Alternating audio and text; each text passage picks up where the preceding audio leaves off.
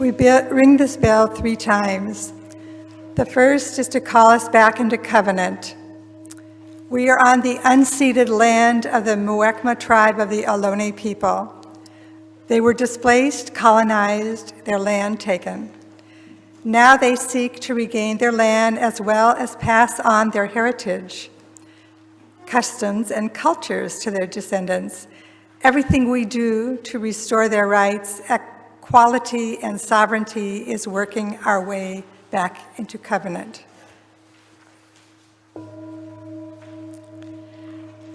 The second bell calls us into relationship with ourselves and one another, to recognize broken promises, unhealed hurt, lingering scars where being right was more important than being whole.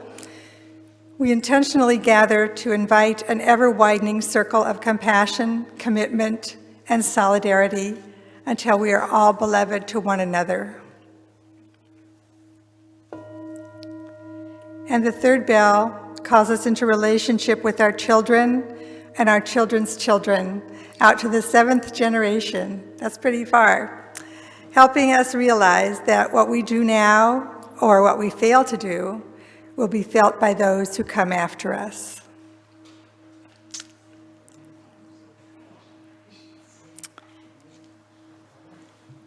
So I'll start with this call to worship. Last June, I attended a meeting of the Tri-City Interfaith Council that had Donald Tamaki as the speaker. He talked about his work as a member of the California Reparations Task Force, which was about to publish their final report after 2 years of work. They are now embarking on an effort to get organizations to endorse their report in the hopes that the California legislature will implement some or all of its recommendations. I was so impressed with his presentation that I felt that our congregation might like to hear it too. Don gave a presentation to our Mission Peak board, and they voted to endorse the report at their August meeting. They agreed that the presentation should be shown to the congregation to see if the congregation as a whole would like to vote to endorse the report. So today Mr. Tamaki here, our guest speaker, will make a presentation of the work of the Reparations Task Force as part of the worship service. After the service, he'll be around to answer any questions that people have about the work. The congregational vote, which had originally been intended for after the service, will be held later this month to give you time to absorb all of the information. Thanks for being a part of this important work. So please join with me in reciting these words, which call us together as a community and with the Unitarian Universalists all across the globe. We light this chalice to remind ourselves to treat all people kindly, because we are all one family, to take good care of the earth because it is our home, to live lives full of goodness and love because that is how we will become the best people we can be.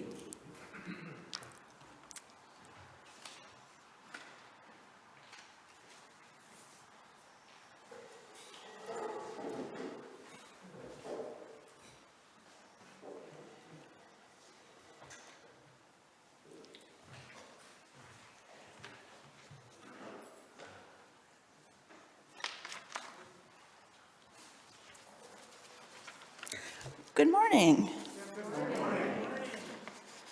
Welcome to Mission Peak Unitarian Universalist Congregation.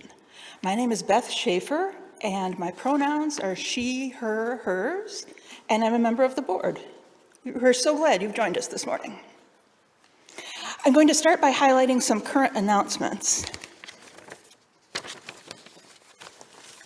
First of all, an announcement from Reverend Greg. Is anyone here still not aware that Reverend Greg is leaving in sabbatical for 2 weeks from today, Please pick up a sabbatical survival guide brochure at the membership table back in the corner here. If you're not aware of that, that will fill you in and let you be up to date on how everything is going to work around here in the next few weeks. Second, as our black and white auction approaches, save the date, November 18th, 7 p.m. on Zoom, November 18th. As it approaches, so too does our annual Fudge Off. Fudge Judges, as you may recall, this is a competition among members who would like to be fudge makers, and they will submit their recipes, not just their recipes, but their created fudge, their cooked fudge, and samples will be given to each of the judges, and at the end, one will be announced as the chief fudge maker for Mission Peak for the year. So to get going on that, Fudge Judges, sign up as a taster before October 25th. Email Valerie Stewart to sign up. And Fudge Makers, sign up soon, no later than October 21. Again, email Valerie to sign up. And then, as Barbara mentioned, we had planned to have a congregational meeting and vote on a statement supporting the reparations bill that information that you will hear today. That's been postponed, and we'll keep you posted in Week on the Peak about when that's going to take place.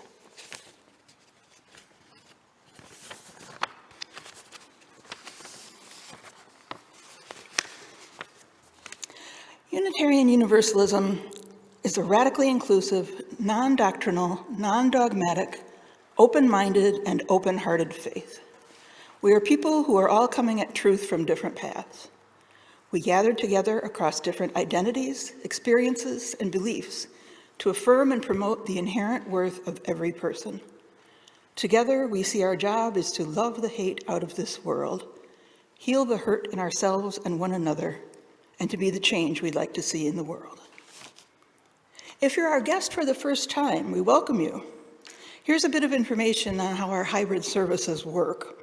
We use chat in Zoom or our book near the welcome table, also near the door, to share joys and concerns, personal milestones of importance, which will be read aloud in the service. We also have social hour after the service where we get to visit with one another in breakout rooms, on Zoom, or on the patio. The worship host will give you more information about this immediately after the service. Someone from our membership team will put a link to our weekly newsletter in the chat so that you can see all the events coming up. We encourage you to join anything that speaks to you. We also put our welcome email, welcome@mpuc.org, to request a newsletter or other information be sent to you. If you're here in person, our welcome table is right over there, where you can sign up to receive a newsletter and ask any questions you may have. Finally, please make sure your mobile devices are silenced. And let's end by asking everyone in Zoomlandia and everyone in Cole Hall to wave to one another and feel the joy of being one large beloved community. Welcome and thank you to our members and friends near and far.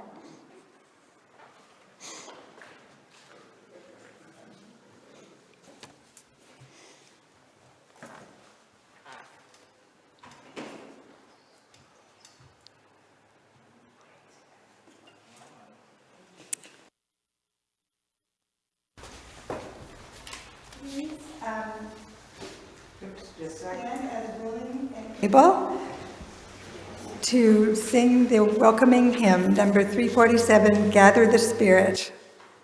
We're lucky to have the Peak performers here today in person.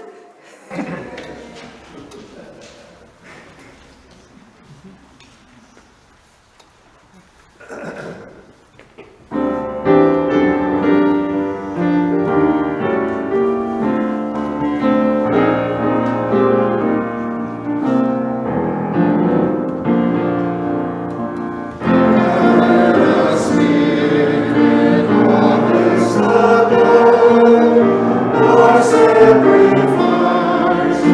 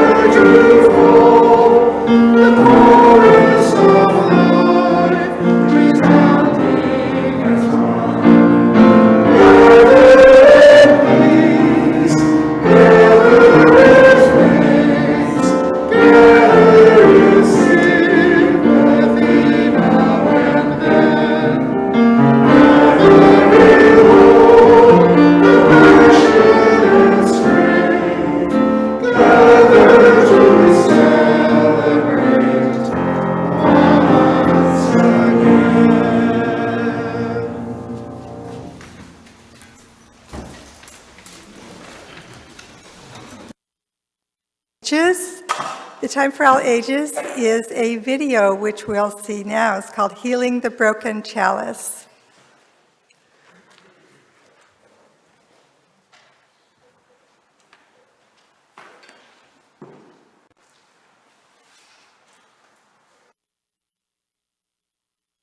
Hi, so my name is Carrie Gottfried, and I am a junior in high school. I go to the UU Fellowship of Corvallis, which is in Oregon.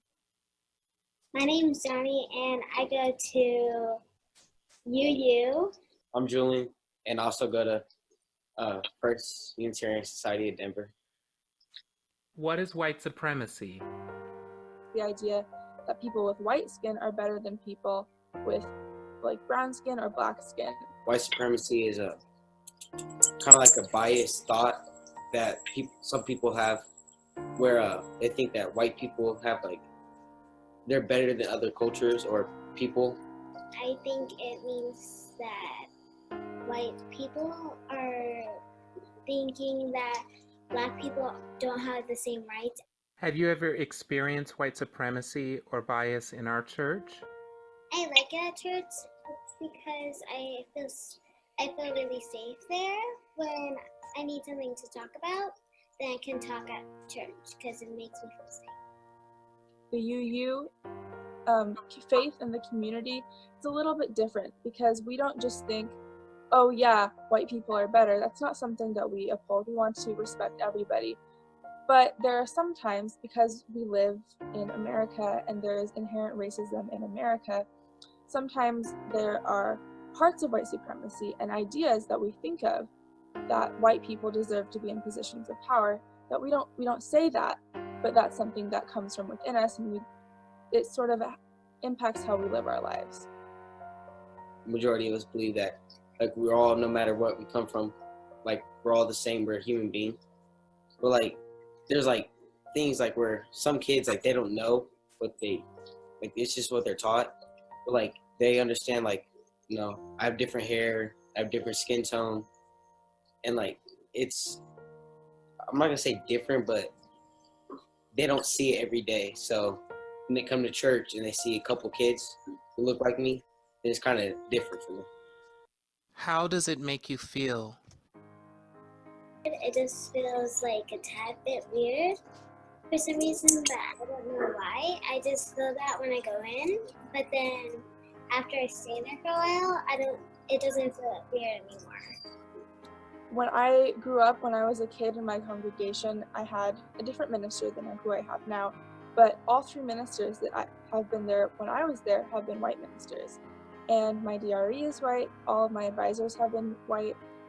And what that does for me as a youth of color growing up in my UU church, is I don't see myself in those positions. And I never really thought that I could be a minister, because I never saw somebody like me up there giving their sermon on a Sunday morning.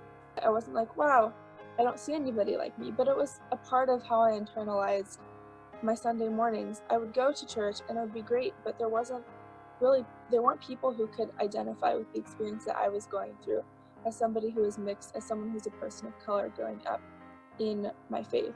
And it sort of made me feel icky inside, just this feeling of not quite fitting in, but wanting to fit in. I've only been going to church lately because, honestly, it's just kind of easier being with people that are like you and look like you. Well, our church is not very diverse, so it's just kind of hard fitting into a different group of people. At our church, I don't really talk a whole lot, but when I went to church with more people like me, I was able to talk more, and I just felt more comfortable in my environment. It's hard to help someone if people don't know how it is to live a daily life in other cultures or people.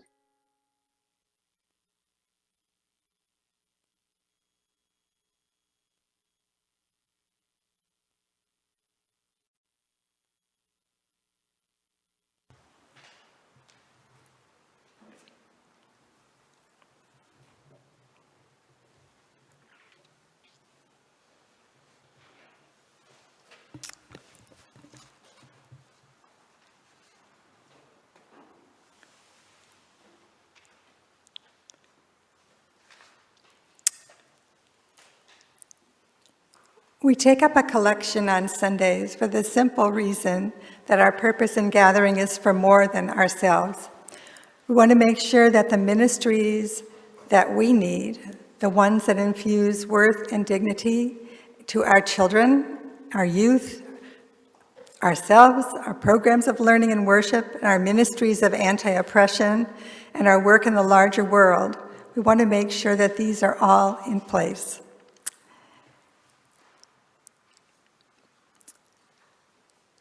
We hope you'll make a contribution towards these worthy causes by mailing your check to Mission Peak UU congregation at the address on the screen.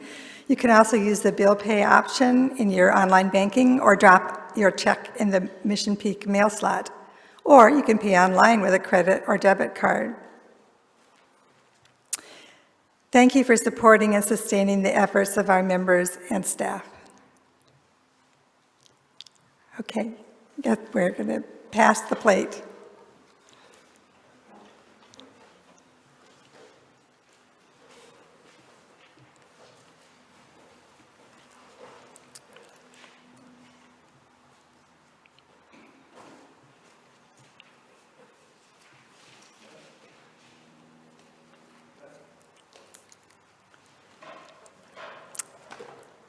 Thank you very much for supporting our efforts here at Mission Peak.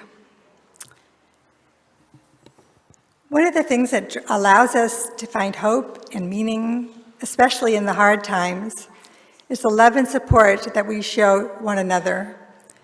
If you have a joy or concern that by sharing with this caring community might bring the encouragement or resilience that you're needing, please write it briefly now in the chat for those of you who are online. If you're here in person, please write it briefly now.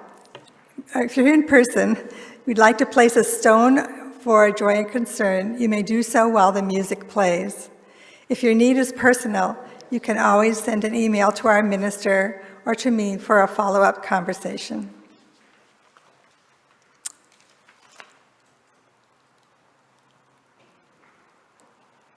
Okay.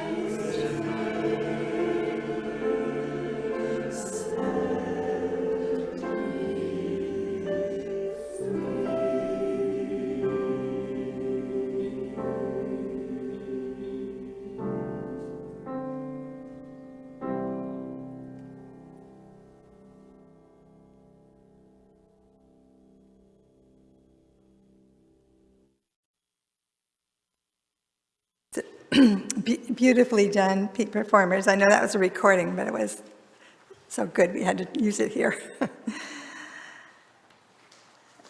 So I will share the joys that were in the chat.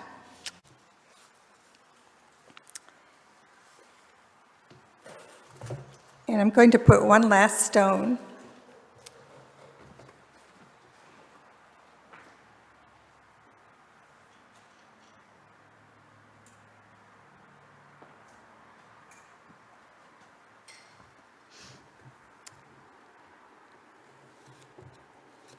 That last stone was for all the hopes and hurts that are still too tender to escape our heart. May, for the sake of love, keep our doors, our hearts, and our minds and our arms open. So,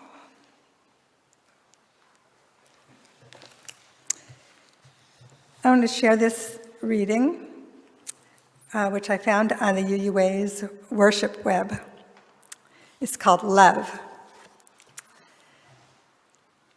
Love cannot be bought or sold. It does not make a profit.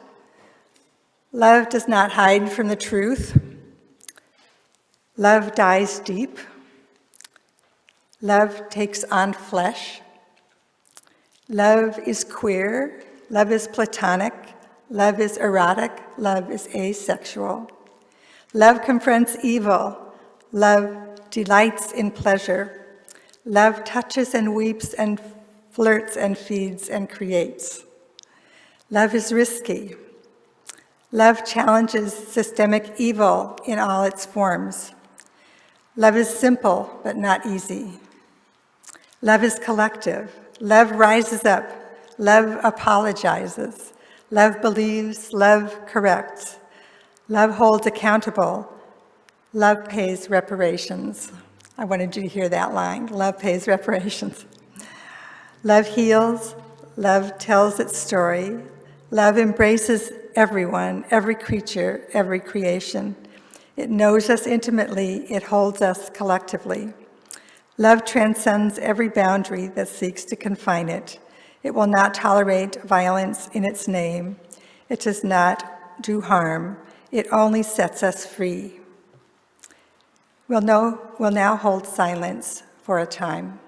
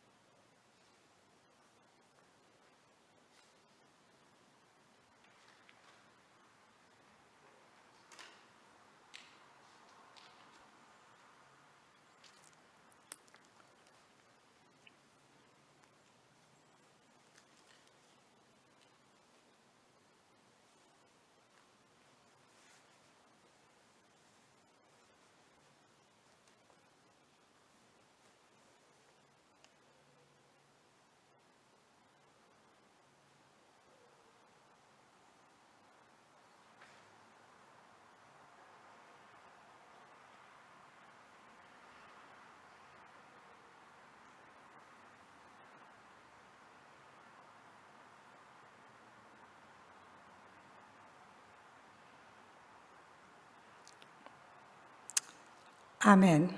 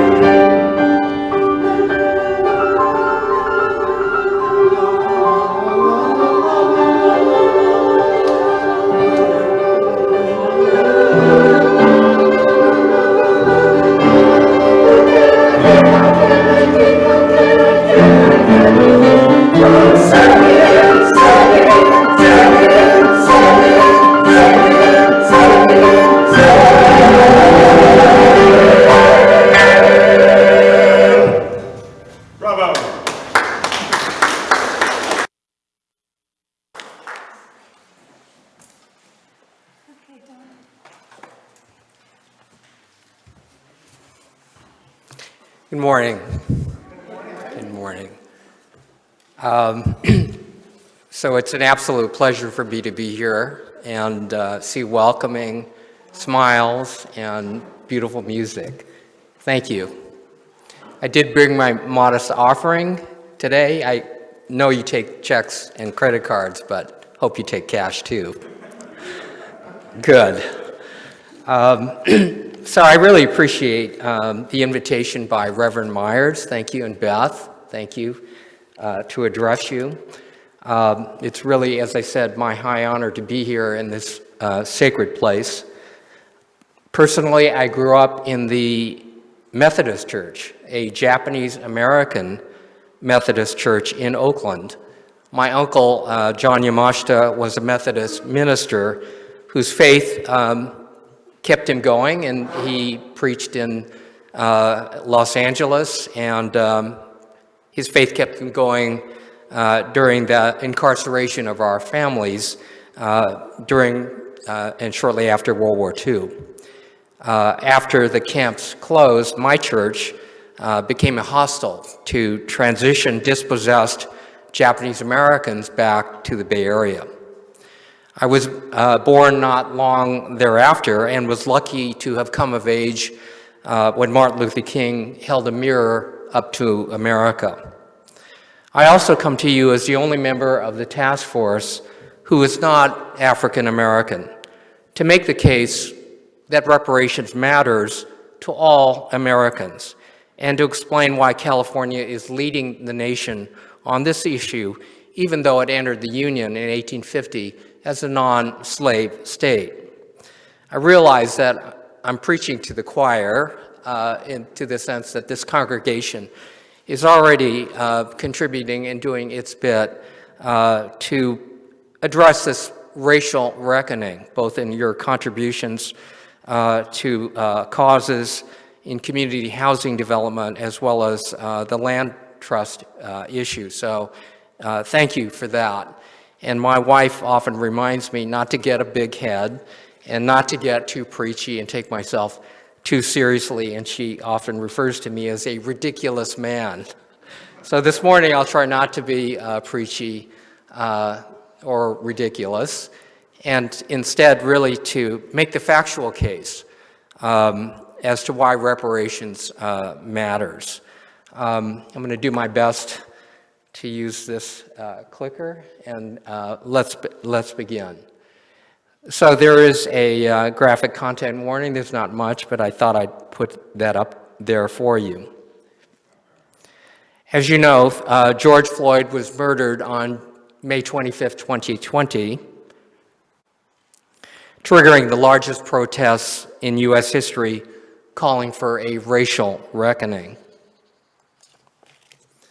4 months later, the legislature passed AB 3121, creating the task force to study and develop reparations proposals for African Americans. The purpose of the task force is threefold. One, to document the harm of over 400 years. Two, recommend ways to educate the public of our findings. And three, to develop recommendations for reparations. On June 1st, 2022, we published a sweeping, nearly 500-page report drawing a through line from the harm of 246 years of enslavement, 90 years of Jim Crow exclusion and racial terror, and decades more of continuing discrimination, resulting in today's outcomes, which are at once shocking but sadly not surprising. Why is California leading the nation on this issue? Let me recite some history. The Civil War ended slavery in 1865, but about 5 minutes after Robert E. Lee surrendered, the South was determined to reinstate laws and ways as close to slavery as possible. And no wonder. For 246 years, the U.S. had built one of the largest and most profitable enslaved labor economies in the world. The U.S. enslaved population was almost 4 million, and cotton was the economic engine that powered the entire nation. Every sector of white society benefited from, participated in, or was complicit with slavery, including every major Christian denomination. Episcopalians, Presbyterians, Methodists, Catholics, Baptists, and yes, Unitarians, colleges and universities, plantation owners in the South, and industrialists, banking and insurance companies, lawyers, big and small businesses in the North. The nation's Constitution protected slavery and gave Southern states outsized political power. Half of the nation's pre-Civil War presidents were enslavers while in office, so that half of the nation's pre-Civil War presidents were enslavers while in office. More than 1,800 congressmen representing 37 states once enslaved black people. Next slide, please. After the end of the Civil War, Congress seized land from wealthy Southerners, intending to distribute 40 acres to each formerly enslaved person to establish the economic means of self-sufficiency. In January of 1865, 400,000 acres from South Carolina into Florida, that coastal area, were deeded to 40,000 formerly enslaved who settled on and worked the land. But by April of 1865, 4 months after these land deeds took place, Lincoln had been assassinated. Next slide, please. Vice President Andrew Johnson assumed the presidency, declaring, "This is a country for white men, and by God, as long as I am president, it shall be a government for white men." Johnson rescinded the land deal reparations program, ordered the black settlers to leave their land, and land reparations was scrapped to ensure peace among the states, but at an incalculable cost long-term to formerly enslaved people. During that 12-year post-Civil War period known as Reconstruction, Congress tried to give newly freed black Americans access to basic civil rights like the right to vote. Next slide, please. But white Northern support for Reconstruction soon collapsed, and to resolve the contested presidential election of 1876, Republicans and Democrats cut a deal to withdraw federal troops from the South, effectively ending Reconstruction. States, including California, passed literacy tests, poll taxes, and created other devices to prevent black Americans from voting. For example, in 1867, black turnout was 90% in Virginia. After Virginia's voter suppression laws, black voters dropped from 147,000 to just 21,000. These restrictions secured the power of white politicians, allowing them to block hundreds of civil rights laws, and well into the 20th century, excluding black Americans from the country's most important rights, creating America's middle class, such as Social Security and labor law protections. Next slide, please. And racial terror followed. There were more than 6,500 lynchings nationwide between 1865 and 1955, and that is most assuredly an undercount. Next slide, please. We think of California as being an enlightened state, but while California entered the Union in 1850 as a non-slave state, it was plenty complicit with enslavers entering California and taking their human property with them. Next slide, please. In 1849, California's anti-slavery state constitution meant little because it was not a crime to keep someone enslaved in California. From 1852 to 1855, the legislature passed fugitive slave laws, allowing persons escaping enslavement to be chased down, arrested, brought before a court, and sent back to the South, even though they had been living in the free state of California. In 1850, California banned African Americans from testifying against whites in court. 2 years later, the California Supreme Court likewise barred Chinese testimony against whites. The result, whites could commit crimes against African and Chinese Americans with impunity. So this, I wonder if you could go to the previous slide, Steve. This particular slide is a photo of the San Francisco Herald newspaper in 1852 offering a reward for an African American fleeing from California enslavement. And under that is a handwritten legal papers filed under the California fugitive slave case, Stovall versus Archie. Next slide, please. And much of Jim Crow found its way into California. Democrats rose to power in 1867 by vowing to fight against any new law that would make African Americans, Native Americans, or Chinese Americans equal to white people. Next slide, please. White supremacy groups flourished in the West. By the 1920s, California became known as a strong Klan state, with sizable chapters emerging in San Francisco, Los Angeles, Oakland, Fresno, Riverside, Sacramento, Anaheim, and San Jose. Next slide, please. During much of the 20th century, federal, state, and local government officials working with private individuals and industry actively segregated America. Next slide, please. When you align the redlining maps of the 1930s and through the 1970s, created by lenders to exclude African Americans from being able to get federally insured loans, and you line that up against today's maps of the most ultra-segregated, the most impoverished, the most underserved, the most polluted neighborhoods, they align exactly. The discrimination of the not-so-distant past created our present. Next slide, please. The Federal Housing Administration, Veterans Administration, and the Homeowners Loan Corporation helped millions of mostly white Americans buy houses while refusing the same opportunity to black Americans. Between 1934 and 1962, the federal government had issued $120 billion in home loans, 98% of which went to white people. Next slide, please. California was a leader in racially exclusionary policies. By 1940, 80% of the homes in Los Angeles contained racially restrictive covenants barring black families. And when black families moved into white neighborhoods, resistance followed. This photo depicts Los Angeles neighbors William Bailey and Roger Duncan amidst the rubble of Bailey's bombed-out living room. Duncan's home was also bombed. Next slide, please.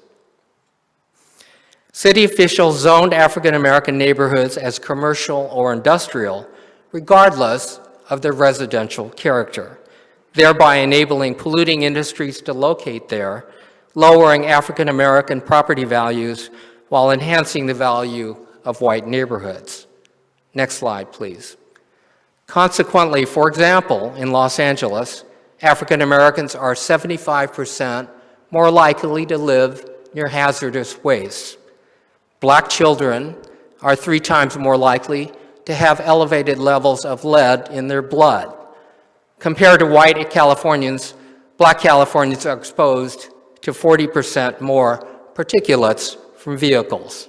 Next slide, please.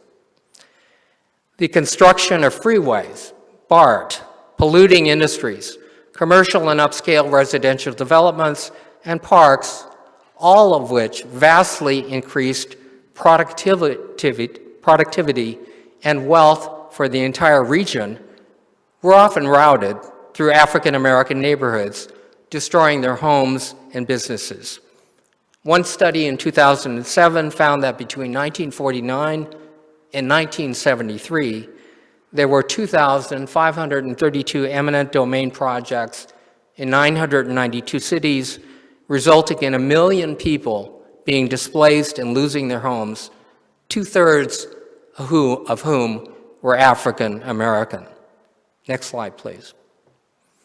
In 1956, so-called urban renewal policies enabled San Francisco to condemn and tear down the Fillmore district, resulting in 20,000 African American residents being displaced and nearly 900 African American businesses destroyed. 10 years later, in the 1960s, the city decided that Japantown, San Francisco, was blighted and used eminent domain to destroy property owned by Japanese Americans, including our property that my family owned, Four Flat Hotel, reducing Japantown from 44 blocks to just 4. Likewise, in the 1960s, Hayward, neighboring city, wiped out the unincorporated area known as Russell City to make way for a huge Calpine power plant, and 1,400 Black and Latino residents lost their homes, many never to be homeowners again. So the nation was enriched not only by 2.5 centuries of free labor from generational enslavement, but also by the iterations of racial exclusion that continued for more than 100 years thereafter, well into modern times, resulting in cumulative, compounding, and cascading consequences. Next slide, please. If you only remember one slide from this presentation, let it be this one. The history of racial exclusion is depicted as an arc of about 4 centuries, during which racial oppression predominated for the great majority of it, and only in recent years did it begin to recede. Even this image is misleading in that it suggests in 1954, when the Supreme Court outlawed segregated schools in Brown versus Board of Education, it ended segregation. Well, far from it. Fierce resistance to the struggle for equal rights occurred all over the nation. One of the 9 members of the California State Task Force, Assemblymember Reggie Jones Sawyer's uncle, was a member of the Little Rock Nine, one of 9 high school students who were threatened by an angry mob defied by the Little Rock School Board and confronted by 200 National Guard troops merely because they dared to attend public school. This arc gives you an idea of the enormous long-term cost of discrimination to African Americans. With respect to housing and education, America is as segregated today as it was in the 1940s. The wholesale exclusion of African Americans from equal education, employment, the benefits of the New Deal, federally insured home loans, the ability to live in the suburbs, and other opportunities that has resulted in white households having 9 times more assets than Black households. Black people having shorter life expectancies than the rest of the population. And as of 2021, in San Francisco, Black infant mortality rate was 5 times that of white infants. And huge disparities that persist in housing, houselessness, policing, criminal justice, in almost all aspects of American life. You can take down the PowerPoint at this point. So reparations is not a handout. It is not welfare. It is a debt owed for wrongs of the past 400 years, resulting from stolen lives, wages, property, and opportunities which in turn created wealth for others.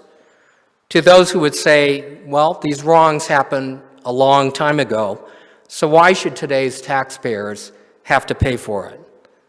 I say those wrongs morphed into different iterations over the decades following the end of slavery and continued to the present day.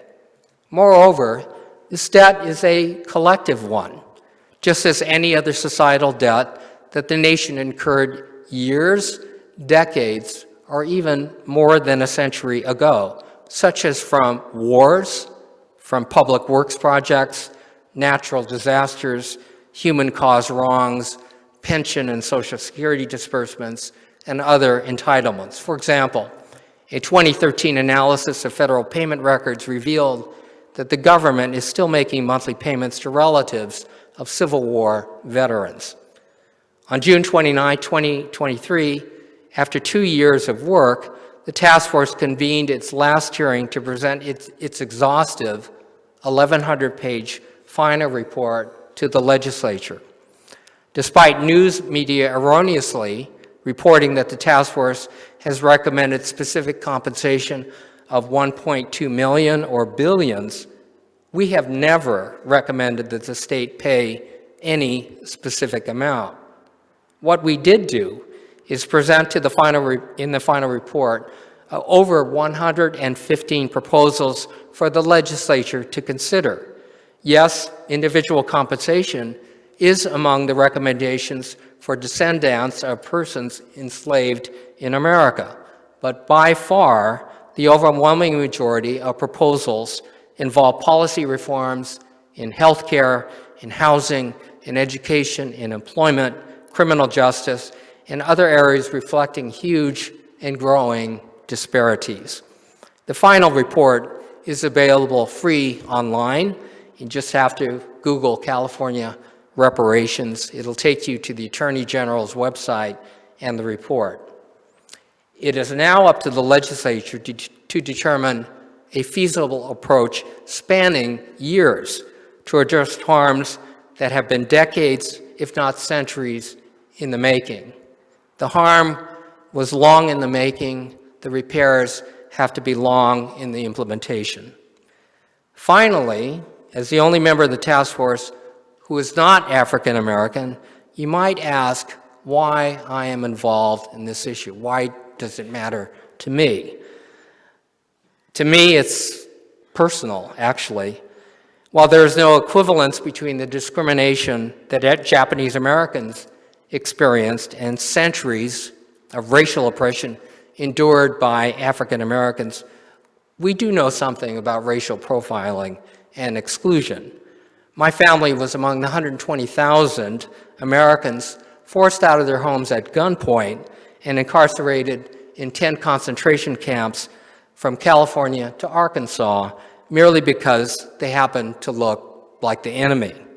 In 1942, the first place my mother and father, along with 8,000 Bay Area Japanese Americans, were incarcerated were the horse stalls at Tanforan Racetrack in San Bruno, now a shopping center, then a racetrack, turned into a temporary holding pen surrounded by barbed wire and machine gun towers, while 10 more permanent concentration camps were being built across the country.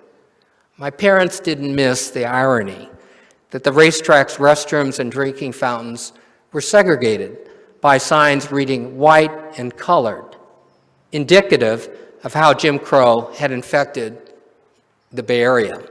It was ironic in that the exclusion and the symbols of the exclusion that were really targeted toward the African American community also impacted Japanese American and made worse by their confinement there. In the 1980s, I served on the legal team for Fred Korematsu in reopening his landmark 1944 Supreme Court case challenging the mass incarceration. The Army had claimed that Japanese Americans were spying. The court took the Army's word for it, ruled against Korematsu, and that decision has been long remembered as a civil liberties disaster. 37 years later, secret wartime memos and intelligence reports surfaced, characterizing the espionage claims as, quote, intentional falsehoods, admitting that Japanese Americans had done no wrong, and urging higher-ups to disclose the evidence to the court. These pleas by whistleblowers were ignored. The evidence was suppressed in order to manipulate the outcome of the Korematsu decision. In 1983, in a San Francisco courtroom packed with camp survivors, a federal court ruled that the government had lied, had falsified evidence, and threw out Korematsu's criminal conviction for refusing to be locked up. This ruling boosted our 20-year movement for reparations. Today, many Japanese American groups are supporting reparations for African Americans. Why? Let me answer that by juxtaposing two seemingly unrelated historical events. In 1943, 63-year-old James Wakasa was confined at Topaz concentration camp in Utah, along with Fred Korematsu, my mother and father, and about 10,000 other Americans. One evening, Wakasa took a stroll along the camp's barbed wire fence line. From 300 yards away, a sentry atop a guard tower took aim and fired, the bullet striking Wakasa in the chest and killing him. No inquest was held, and the guard was exonerated after claiming Wakasa was trying to escape. 2 years later, 1945, O'Day Short, his wife Helen, 7-year-old Carol Ann, and 9-year-old Barry moved into a house they built in Fontana, California. Sheriffs warned Short they should go back to their black neighborhood. His real estate agent advised, "Vigilantes had a meeting here last night, and if I were you, I'd get my family out of here." 2 weeks later, an explosion engulfed the house. Neighbors saw Helen try to beat back the flames, consuming her children. All family members died. The San Bernardino County District Attorney decided it was an accident. The California Attorney General concluded that no evidence of vigilante activity could be found in Fontana. Other than the fact that these two events occurred just within 2 years of each other, what ties them together? The answer, I think, is that the hate resulting in the deaths of James Wakasa and the Odell Short family has its origins in the racism that propped up the institution of slavery and its aftermath. Why do I say that? Slavery has existed for thousands of years in the world, but it was only in the past 400 to 500 years that white Europeans developed a type of enslavement based on skin color that was permanent, inheritable, and multi-generational, upheld by a culture of white superiority. Once the culture of 1619 used race to dehumanize people to the level of pigs and goats, in the words of Martin Luther King, thingifying them, then the most terrible, heinous crimes against humanity could follow without a second thought. Following the end of slavery, this cultural norm, valuing white lives above all others, morphed into forms of bias and hate that put a target on the backs of not just African Americans, but other people of color, including James Wakasa. The lesson is simply put, if you can thingify black people, then demonizing any other disfavored group du jour is easy. Slavery begat the cultural foundation of America's racial hierarchy, of white people on top, black and native people on the bottom, and everybody else somewhere in between. We need only to look at recent history to know this is true.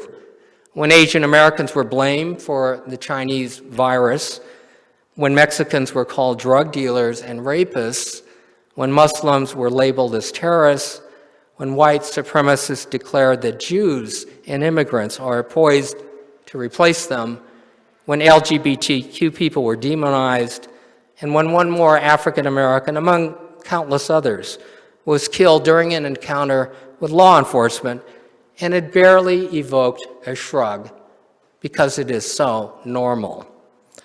No, our response to this recycling pathology cannot be a shrug. This time we need to trace it back to whence it originated and repair the cascading harms that flowed era to era thereafter. So what is required of us? My pastor uncle would probably quote Micah chapter 6, verse 8, "Do justice, love kindness, and walk humbly with God." To this I would add, each time America has owned up to its collective wrongs, repaired them, and become more inclusive and more faithful to its ideals, our nation has become stronger, it's become better, it's become a more perfect union. To this end, there is a website called supportreparations.org, one word, supportreparations.org, listing organizations declaring that it is time for the legislature to seriously consider reparations. Today, some 370 organizations have signed on, including this Tri-City Interfaith Council, the San Francisco Interfaith Council, Beacon Presbyterian Fellowship, Lakeshore Baptist Church of Oakland, the Berkeley Buddhist Church, Buena Vista United Methodist Church of Alameda, the County Bar Associations of San Francisco, of Los Angeles, Sacramento, and Alameda, the California Wellness Foundation, the Weingart Foundation, $2 billion California foundations, the National NAACP, and the National Urban League. We hope that Mission Peak Unitarian will join us in this demonstration of allyship and solidarity. I thank you for allowing me to address you. Thank you. Thank you.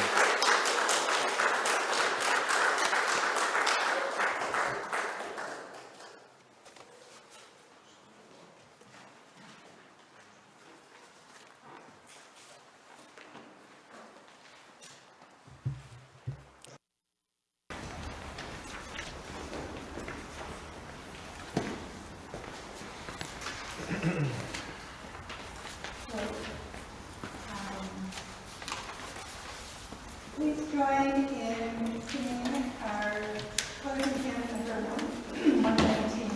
Once to every soul and nation. So please join us in singing.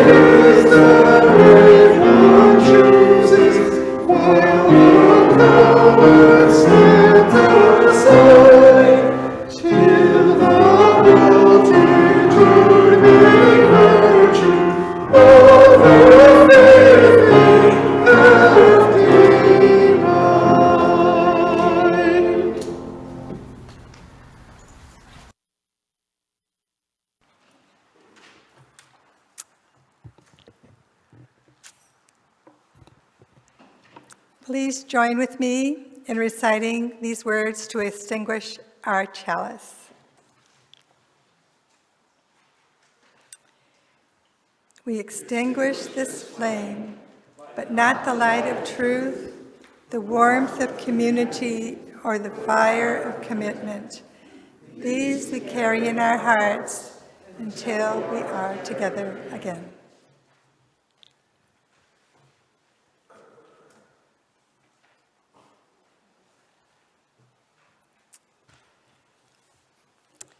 Now I invite you to place one hand on your heart and another out into the community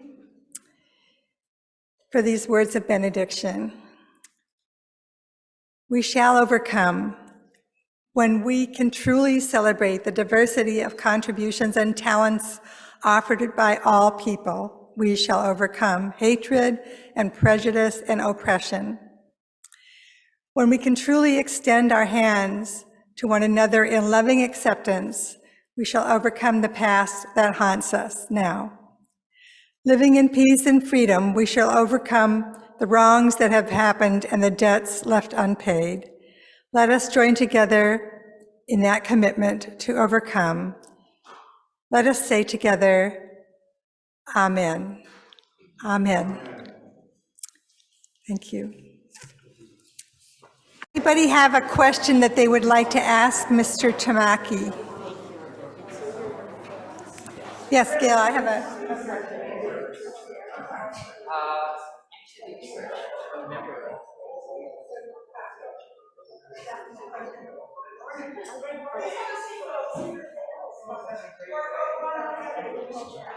Can you hear me I can hear you. Thank online? you. Okay. What are the general requests for reparations? I know you said most of it is policy oriented, Yes. but could you kind of put it in buckets for Yes. us about So what they are? the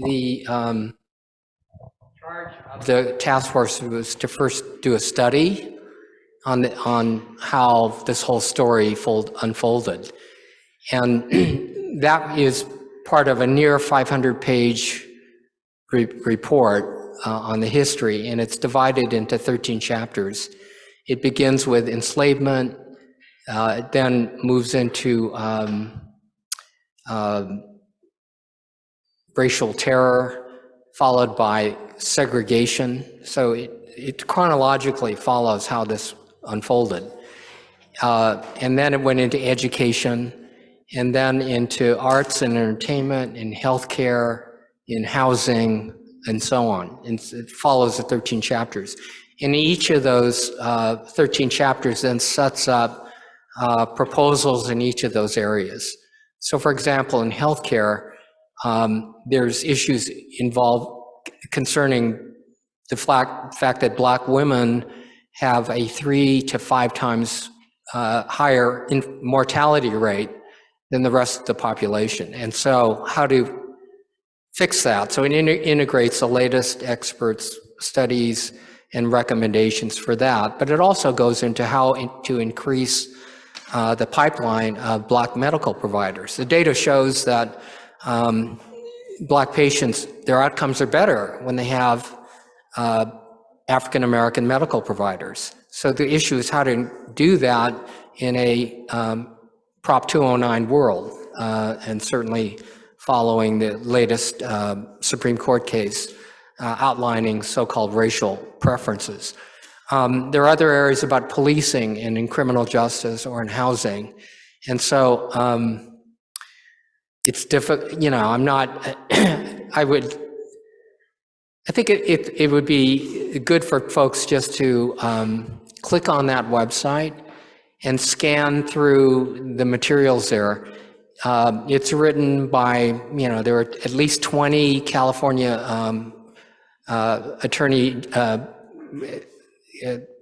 Department of Justice attorneys who wrote that report, along with task force members, along with PhDs and historians and college professors.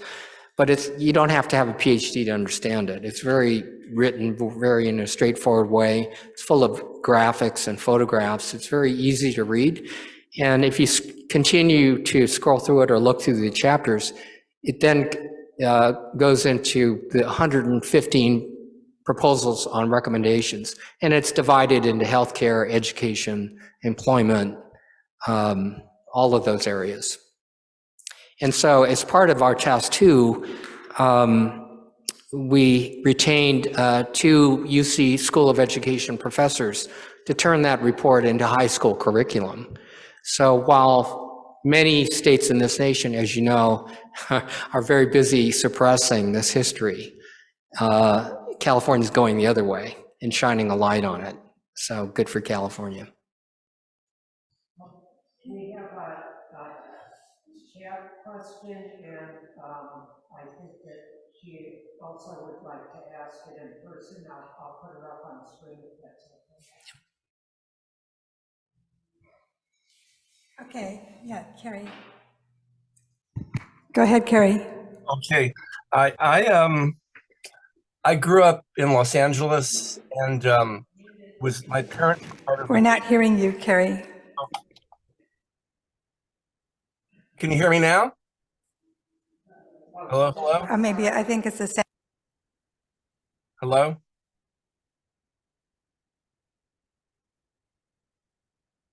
Go ahead, Jerry. Hello? Okay.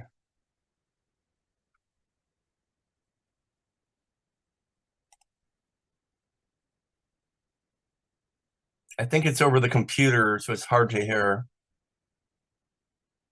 Okay. So you can hear me? Okay. Growing up in Los Angeles, my parents were part of a babysitting collective. And so one of the people who used to babysit me was a Sue Kunatoni Embry. Could you talk about what happened at Manzanar?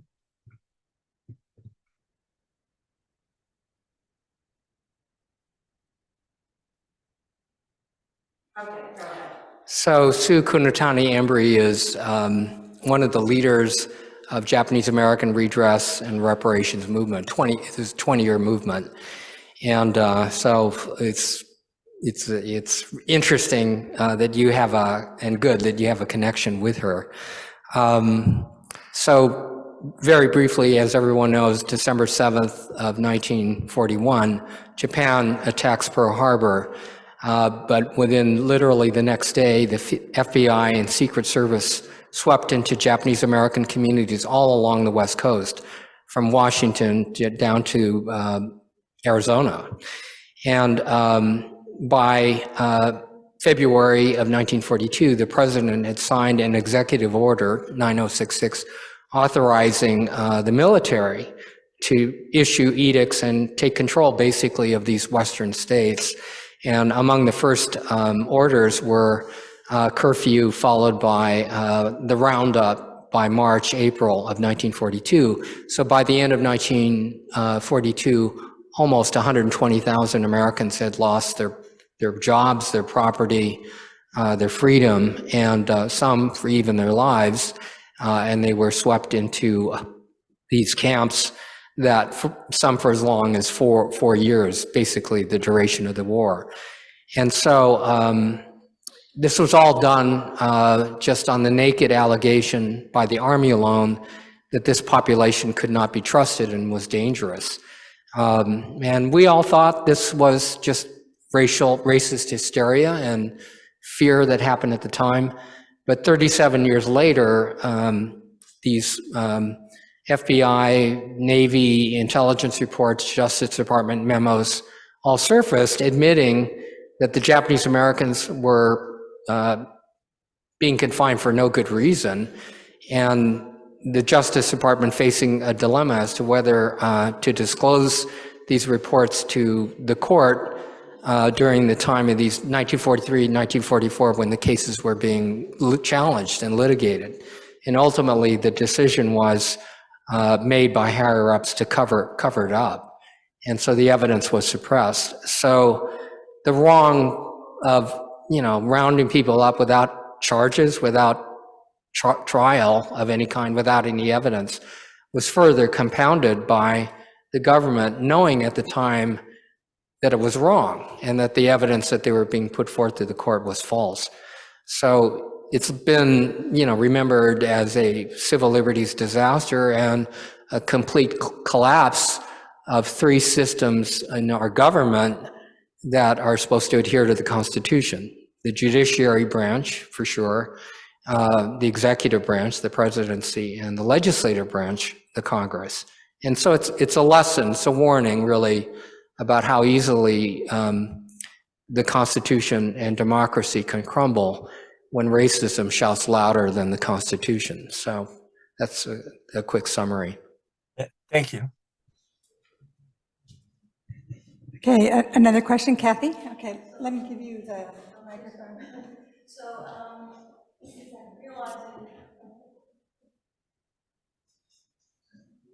So realizing that no small amount of money could make up for that type of situation, could you say something about reparations that the American government did pay to Japanese Americans? They did. So at the end of this effort, 1988, Congress passed the Civil Liberties Act of 1988, providing for an apology and $20,000 for each person who was still alive when the legislation passed. $120,000 people were locked up. By the time the legislation passed, 80,000 were still living, and those were the ones who got compensation. Their heirs of people who died in the estates got nothing. And it did not, I mean, the losses were incalculable, huge. I mean, if you're talking about actual damages, it would have been in the billions and billions of dollars. But 20,000, it was felt, was a meaningful amount. It wasn't based on any economic calculation. It was based on a number that was felt to be meaningful in the sense it's not $1 and we're sorry, but it was also something that the legislative leaders felt could pass Congress. Emotionally, however, it had a huge impact on our community. I mean, I grew up in more or less the shadow of these concentration camps. We kept our mouths shut. We turned away from our own culture and history. And people, during the course of the hearings that led up to the passage of the act, began to tell their own story of what had happened to them that they never had talked about.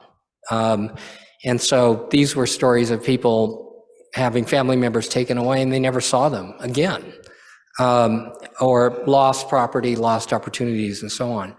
So there was an emotional healing that took place. My mother and parents rarely talked about their experience, but once I revealed the sheaf of government papers admitting that the government knew was wrong at the time, that's all I talked about. I mean, all this stuff just came out. And it's the same for the African American community or any traumatized group, I think.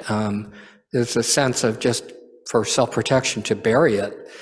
And with that comes consequences, mental health and otherwise.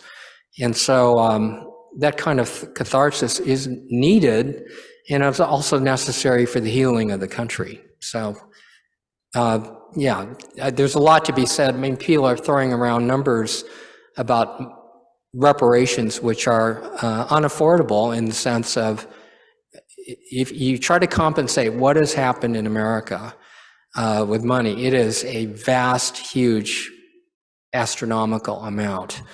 But that doesn't mean nothing should be paid. We knew from our experience that monetary acknowledgement and a meaningful apology is important to market and to acknowledge the harm that was done. So we'll see how the legislature comes out with that. But ultimately, this is a national problem. I mean, just to give you an example, in 1988, Congress passed our reparations bill, which was a product really of two bills. It was a product in 1983, Congress passed a study bill, a commission just to study it, and it was only until 8 years later that the Civil Liberties Bill, the money bill, was passed. So in 1989, John Conyers, Congressman of Michigan, proposes basically part one of our bill, which was to create a commission just to study reparations for African Americans, just to study the transatlantic slave trade and the iterations of exclusion that flowed from that. And Congress has refused to even study this, let alone do anything about it. So it tells you a little bit about how Japanese Americans were treated versus African Americans. That at the national level, people don't even want to talk about this. And so bravo to California for at least saying, you know, we ought to look at this. And so that led to the AB 3121, which was really modeled after John Conyers' bill, which was in turn modeled after the Japanese American 1982 bill. Some background.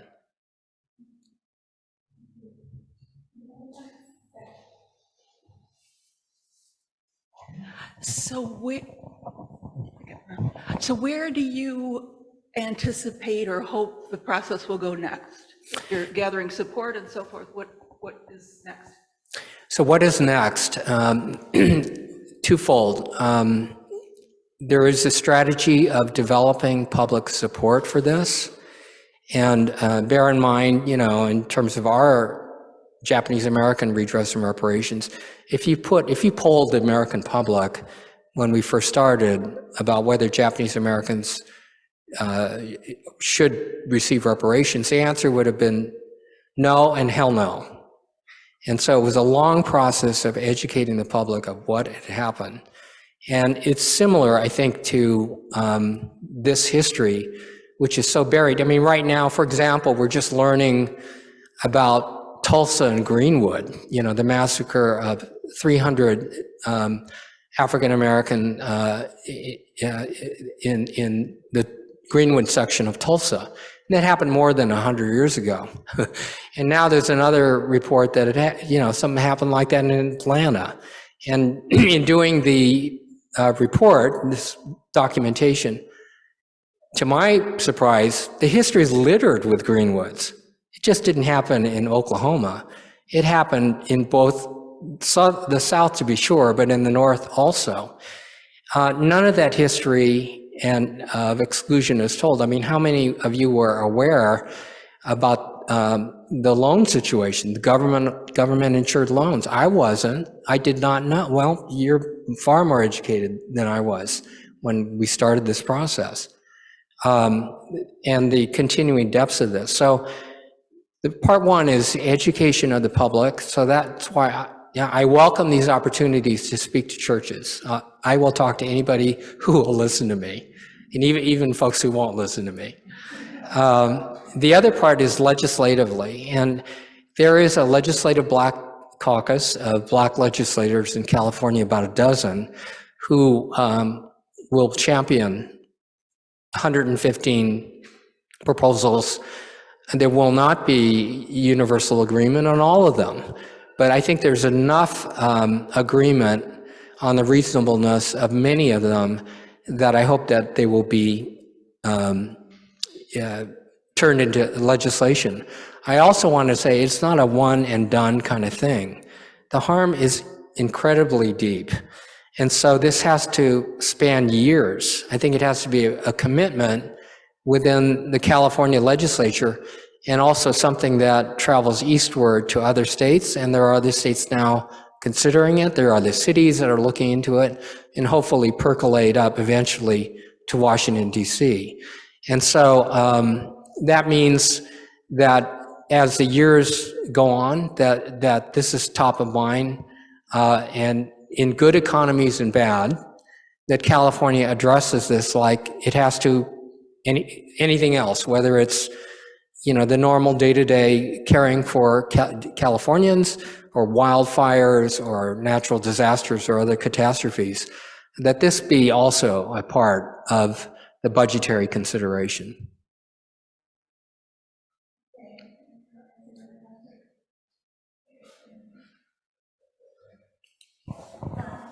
Hello. Hi. Thank you so much. I really appreciate you bringing awareness to this community about the need for reparations. I have a conflict in my mind thinking about the economics of reparations. And you brought up the fact that the United States was complicit in all sorts of acts around the world, displacing people, propping up dictatorial regimes. I'm from one of those countries. I'm from Cambodia. Southeast Asia was heavily bombed in the 20th century. And I have a hard time thinking about who owes who. And how do we gauge the economic damage to people who were genocided by American foreign policy? Yeah, so I hear you there, and among the many wrongs, both globally and domestically, why is it, can we cherry pick, one group versus another? And is it makes sense, and some people dismissively refer to it as oppression Olympics, who needs to get addressed. I think the flip side of that is, obviously, it's impossible to resolve for all. It's impossible. But that doesn't mean we can't resolve for some. and fix things where we can. Historically, reparations were promised pre-Civil War and also during and shortly after the Civil War. And that promise was broken numerous times. Then on top of that, the exclusion and oppression simply got worse, and it's never been addressed. And so while we can't solve for all, we can at least begin the process of repairing and then opening the door in which it should not be a zero-sum game. And that is addressing issues that happen to Japanese Americans or to African Americans or Native people does not mean that we're not going to address the wrongs that have happened both domestically and globally. And so, but I think your concern is a valid one. As far as cost and what society can afford, of course, economics is always front and center. But it kind of reminds me during the 60s and early 70s when teachers were fighting for a bigger share of the budget in terms of the educational budget in California, a bumper sticker that they had on their cars. If you think education is expensive, try ignorance. And so that's the other flip side of this. To not address this, it's getting exponentially worse. And the more we ignore this, the more we don't reckon with it, the more expensive it gets, not only in the human costs, but in the economic costs of this, of houselessness, of crime, of societies being so separated and polarized as it is, largely because America has never come to grips with this, both historically and in modern times. So I guess what I'm saying is that there must be a balanced approach to this. I think we have to address what's in front of us, but we also have to believe that we can get better at this. And by resolving for one does not foreclose us, addressing the other harms as well. Yes, thank you so much for speaking to us about this. I just wanted to ask, did the report consider the educational and economic cost of exclusion from the GI Bill for African Americans? It did touch upon that, and thank you for bringing that up. I mean, the GI Bill was designed for returning war veterans to be able to access higher education, but also created pathways to home ownership. But as part of the deal of this legislation, the control of these were legislatively delegated to the states. And so many of those resulted in denial after denial. So both in terms of denial, but folks simply gave up trying. So the beneficiaries of the GI Bill largely were not for persons who are not African American.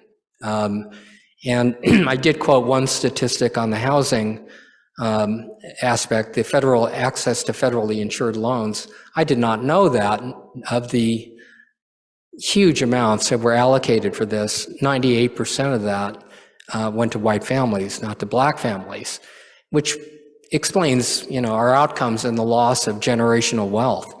So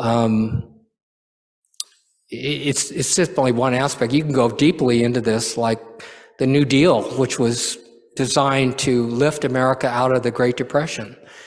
And the southern states would not pass that unless large swaths of certain elements in the public were excluded, namely agricultural workers and domestics. And who dominated those industries? Black people. That was the only jobs available that they could get. And so things like minimum wage and Fair Labor Standards Act, which we kind of take for granted, and contributes to creating our middle class, domestic agricultural workers were not covered under that. So there were systematic efforts at every turn to exclude that portion of the population.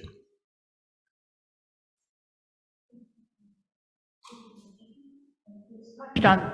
just a little bit, but I would like you to expand on what would be the economic benefit of reparations? How would it help all of us? Well, I think some of this you folks already know. The more separated, disconnected our society becomes, the more expensive it is. And we're moving into a technological and service society. And without education, without people having jobs, this disconnection is going to get worse. And we're seeing a lot of this play out now in every day. So there have been studies about the cost of people, of course, being unemployed, being underemployed, being unable to secure a job, being houseless. If you look at, California's budget, when I was growing up, education was essentially free in the state. And then it's basically been dominated more and more by the penal system. So much of our budget is now devoted to incarceration. And among industrialized countries, America is the leader in incarcerating its people. Well, why is that? Well, this dysfunction and this sense of disconnection, this alienation, this anger resulted in crimes, in people feeling unsafe, in neighborhoods being under siege. There's an economic and a human cost to that. And it is enormous. It is incalculable. And so in terms of cost, 20-year war in Afghanistan, the country paid $8 trillion for that. Or was it $2 trillion? I can't remember. But it's somewhere in that neighborhood, certainly in the trillions. Could America afford that? I think if you just were to put that out as a number, there would be a discussion about that. Well, how expensive it is to ignore the problems that we have. And I'm not saying that the country should ignore our international obligations in NATO and Ukraine and all of that. But I am saying that there's this huge separation. I'll throw out another statistic that illustrates what I'm saying here. So in 2020, the estate tax exemption, that is the amount of money that a married couple could pass on to their children without being taxed, estate tax was $675,000. And in 2020 dollars, that's a significant amount. In 2023, the estate tax exemption has swelled to $22 million. $22 million. And, that's far ahead of inflation, that's far ahead of anything else. That means that a couple could pass on to their children $22 million with no tax whatsoever. And that's an example of I'll call it the excesses of Wall Street and the separation of society that we're talking about. So yes, reparations is expensive. Yes, global commitments are expensive. But there's also a process internally happening in the country where top 1% or a percentage of 1% is truly benefiting way beyond anything we've ever seen historically. And so Theodore Roosevelt was the champion of estate tax. It's one way of recycling wealth back into society. And again, I think Roosevelt would be rolling in his grave if he knew what, for example, the estate exemption is right now. Can I go up? It'd be easier because I can't switch. Yeah.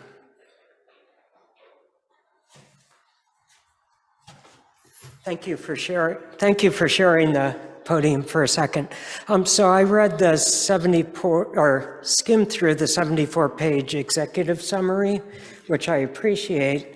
And I noticed you did a lot of calculations on reparation or amount of money that was lost by people, but that you didn't sum it up or give a specific recommendation on what you would recommend to the legislature to give in reparations. It's my understanding that if you summed it all up, it would be many times California's state budget in a year. So obviously, it's not practical to do that.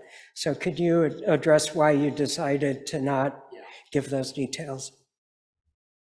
I think that's a great question. The question is, you know, if we hired 4 economists to crunch numbers on areas in which there are data, which you could do an economic calculation of the loss. And for many of the areas of the harm, it's impossible because there is no data. How do you calculate lynching, for instance, or the economic extent of systematic enforced segregation in California? What is the economic loss of that? It's impossible. But for some of the areas, specifically in housing or in healthcare, you can actually, there's data to do some form of calculation. And when you do those calculations, it's enormous. Like, for instance, if you took the 20,000 people that lost their homes in the Fillmore district, or the 1,400 people in Russell City, in Hayward, and you can determine what the value of their house was at the time, what they were paid, whether they ever became homeowners again, and what is the value of that property now. And you can make a calculation of the harm. And if you just took the harm in just those areas, it is a huge number. It is a sticker shock, eye-popping number. So our feeling is, as task force members, to answer your question, that America needs to know the economic extent of the harm for which data is available. It's never been done before, either on the national or state level. People think, oh, this is slavery a long time ago. Discrimination happened, but suck it up, get over it. But no one has actually calculated, okay, the differential in assets is literally 9x. It's 9 times. How did we get here? And how did others who are not subjected to this kind of taking do in comparison?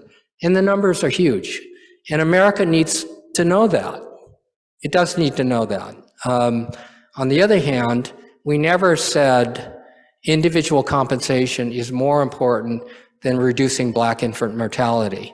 So you should pay people X number of dollars, and to the exclusion or over as a priority over all of the other harms. We simply said, legislature, here's a picture of the harm. It's huge. Here's 115 proposals. You figure it out. You have to legislate. You have to balance one against the other. You have to weigh in good economies and bad. You have to weigh what California can afford in terms of keep maintaining its infrastructure versus other things. But begin the process. Don't ignore it. Begin the process. And so that's the strategy we took, which is both practical and also, I think it was a realistic approach as to how the public would and the legislature would take that.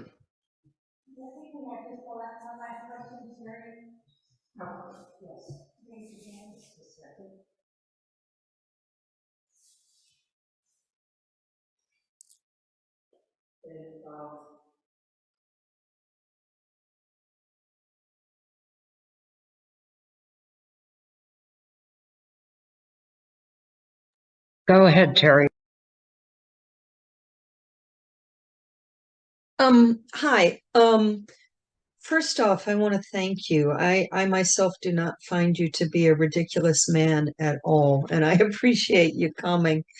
I have attempted to take a look at the report, and I will. It needs to be overwhelming, and it is overwhelming. In terms of its breadth, and I will try to read through as much of it as I can. I'm wondering if you could talk a little bit more about some of the areas of policy recommendation that are not monetary reparations, but give us an idea, give us a few ideas of things that we could chew on in terms of other policy recommendations that came out of the report that would enable us to live more justly. I mean, I've heard you allude to a few things like education and particularly helping finding a way to increase the diversity in the doctors. And I heard you mention high school education around this topic. Both are really good. And you sort of alluded to, dealing with the estate tax exemption. What are some of the other things that you think are powerful that you can plant as seeds for us to be thinking about and learning about in ways to make our world a more just world? Yes, thank you for the question, and thank you for thumbing through the report. And I realize 1,100 pages. I mean, it's daunting, but there's enough in there to sort of thumb through it, to pick and choose, and to sort of get an idea of what's going on. Yeah. So the ones on policy vary enormously. So, for example, to address the issue of Black women having much greater mortality than the rest of the population, there's a recommendation for California to implement and make available doulas. In other words, people who can act as both advocates for the women, and also be a bridge in communicating and symptoms and things that can go wrong during pregnancy.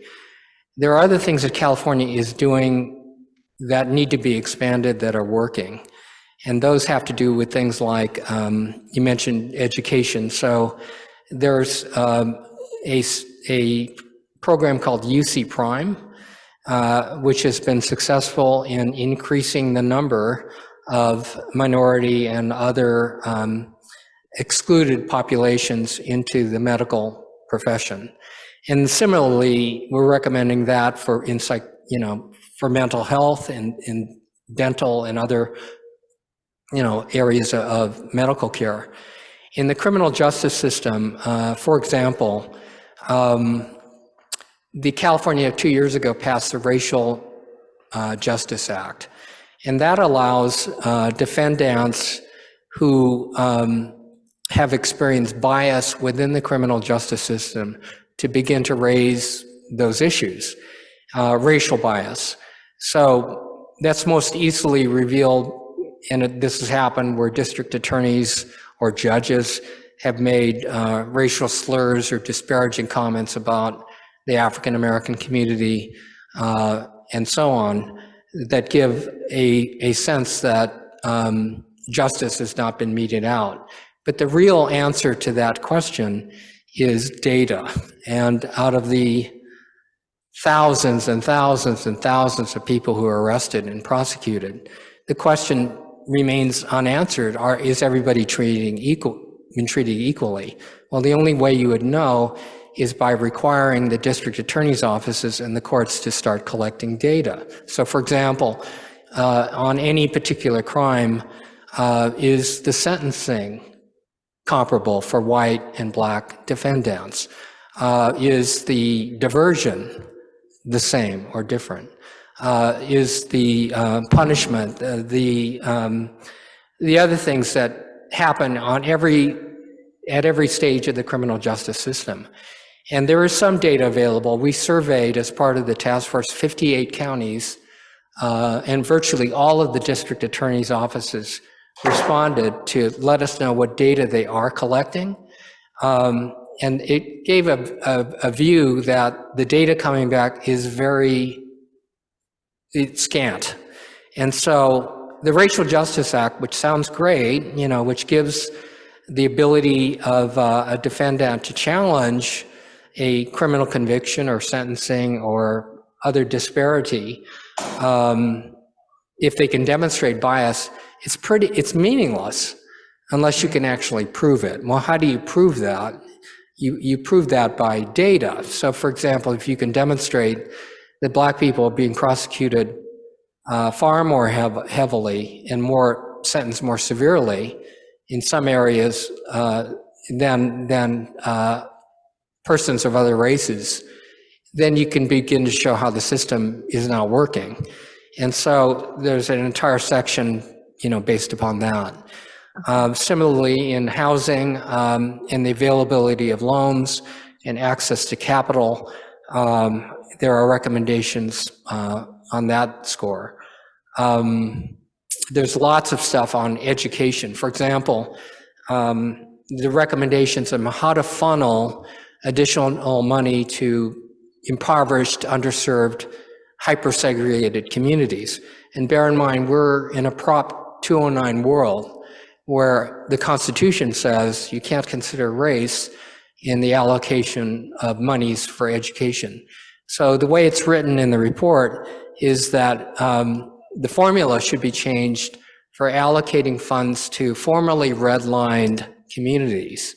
Well, formerly redlined communities, they're Black, basically, Black and Latino. And there's a reason for that. And historically, as I sort of outlined, people were relegated into only certain areas of a city and they were typically where polluting industries were located. The source of the least resources, including, food deserts and the lack of, access to nutritious food. That's also addressed in the report. Things like that, or environment, their lead pollution, or in California, no hookups to sewage, typically is Black and Latino communities. And so, of course, the irony is once folks were relegated to these areas and subjugated, then they're condemned for it. They're too lazy. Why don't they work harder? And that's how it's worked. And so the reports addresses, each of those. So there are 200 pages of those 115 proposals. So to get a better idea really is to kind of thumb through it. And you might have a special interest in one area versus another, where it's labor and employment, or arts and entertainment, where African Americans have had opportunities in the entertainment and sports industry, but ultimately been excluded in others areas and have been exploited in the areas in which they're allowed to participate. So there are recommendations on things like that too. So I hope that answers your question somewhat. Yeah, that helps. Thank you. Also, as online, if I can get her to speak. So I think we have one more online. Thank you so much. Okay, you're welcome. Thank you so much, Mr. Tamaki. Barbara, there's going to be one more question. Oh, one more? Online.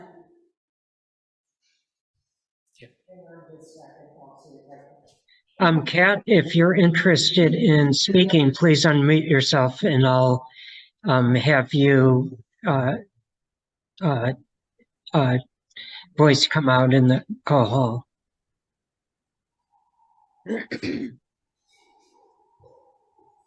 Hi, can you hear me okay?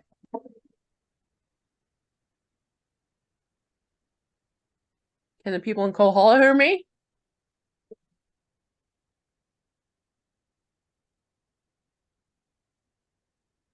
Hello? Can the people in Cole Hall hear me?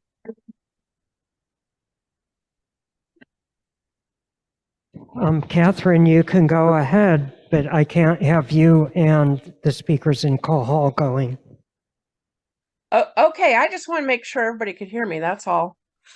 All right, so my mother is one of those people who also do not understand the extent of continued racism and the resulting devastation. And she likes to iterate the fact that she lived in the times of racism and now Black people have the same rights as white people. And they choose to keep racism alive by whining about it all the time. And then they could overcome their situation if they wanted to, blah, blah, blah, blah, blah. And I was wondering if there was one thing that I could say to her to just get her to stop for just 1 minute and realize that maybe there's something she could learn.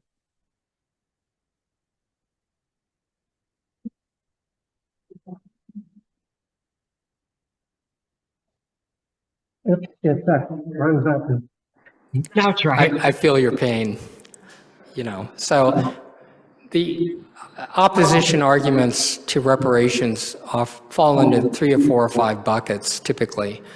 One is that slavery's over. This happened a long time ago, and get over it.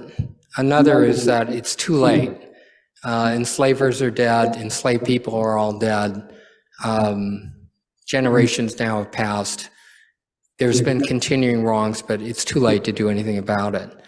Another is it's too much, it's too expensive. We can't do anything because of that. Another is, it's wrong for today's taxpayers to be saddled with this. I didn't enslave anybody, I didn't treat anybody badly.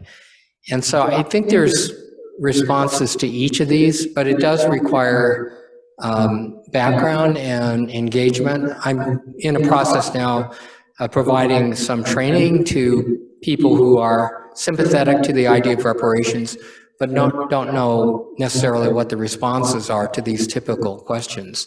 And there are reasonable responses. To the question that, get over it, it's too late, slavery was a long time ago, the answer is yes, slavery ended in 1865, but then other forms of discrimination simply continued. The Kerner Commission report in 1968, the government, the president actually, created a commission to study the violence in the cities that was happening in the aftermath of the disparities. And it warned basically that unless America deals with this, it's going to get worse. And every prediction that it made turned out to be true. And so the report is helpful, at least providing bits and pieces of examples where that discrimination has continued despite people's best efforts. Of course, despite this kind of oppression, there are examples of folks that have been successful despite of it, whether it's Barack Obama or Tim Scott or LeBron James or anybody else. But by and large, on the metrics, there's two groups on the bottom of every economic measure that matters in California and in the nation: Native people and African Americans. And other people have suffered one time or another or continued, but not to the same extent. So the harm is simply continuing. The image I put up there about the ark, I find is effective in that, if you can open the door to a conversation, that graphic illustration says a lot. It says only in recent times has the exclusion receded. It's not over. It still continues in one form or another. But more than that, the consequences, the aftermath of the separation continues. So the consequence of being deprived of opportunity also means being deprived of wealth and generational wealth that could be passed on from one generation to another. And so that's very clear in the report that the discrimination of the past has continuing and long-term cascading impacts currently. So it's not an issue of people should just try harder. And if you've got no ability to pay for schooling or college, or people have to work 2 jobs just to be able to make rent, and that is it. It's hard for anyone to see beyond that horizon, and trying harder is not going to necessarily get them anywhere. So there's no simple answer, but I'll say this. This discussion is penetrating the mainstream like never before. I sent an editorials to Reverend Myers of the LA Times, the San Francisco Chronicle, major funders of philanthropy. They're all turning and basically coming to the same conclusion that it's time to begin to address reparations. So this discussion is happening to a greater extent than ever before. And, I'm old enough to remember the civil rights marches during the 1960s. And, I remember the same arguments that Black people should just try harder. That, sure, there's some discrimination left, but slavery's over, try harder, and so on. And that's a narrative that is just remained untrue for that population. Thanks.